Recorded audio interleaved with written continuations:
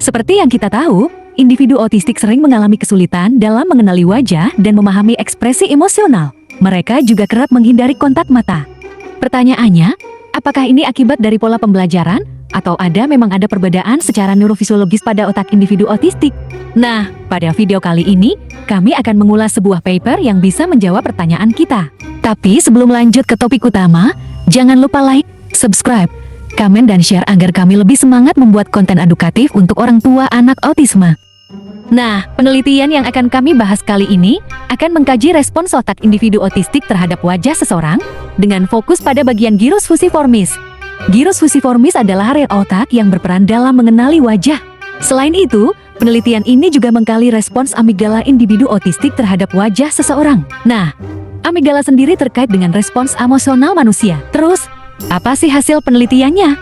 Pertama, gyrus fusiformis. Aktivitas gyrus fusiformis pada individu otistik umumnya lebih rendah dibandingkan individu non-otistik saat melihat wajah seseorang. Namun, ketika mereka diarahkan untuk memusatkan pandangan ke mata seseorang, aktivitas gyrus fusiformis kanan meningkat signifikan, bahkan mendekati tingkat individu neurotipikal.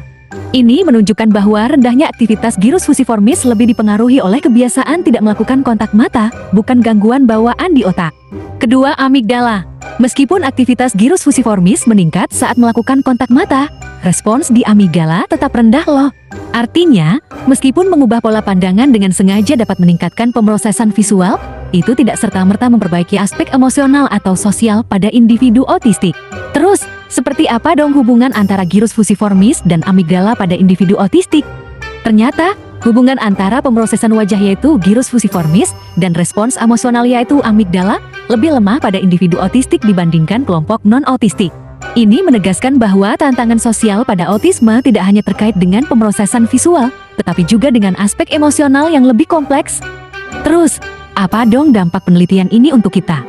Studi ini mengajak untuk mengembangkan pelatihan visual, di mana individu otistik harus diajarkan untuk lebih aktif memandang mata atau fitur wajah seseorang.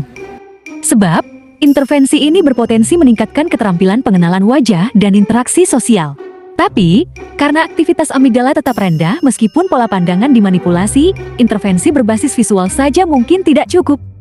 Di RT-HTML sendiri, kami rutin mengembangkan aspek sosial emosional siswa autisme melalui aktivitas bersama, percakapan dua arah antar siswa, serta interaksi siswa dan warga sekitar misalnya saat berbelanja.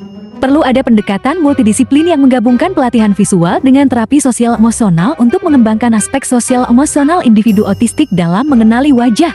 Kalau Anda ingin belajar lebih banyak seputar tips terapi autisme, yuk daftar training online terapi autisme atau TOTA TML. Hubungi nomor admin di caption ya.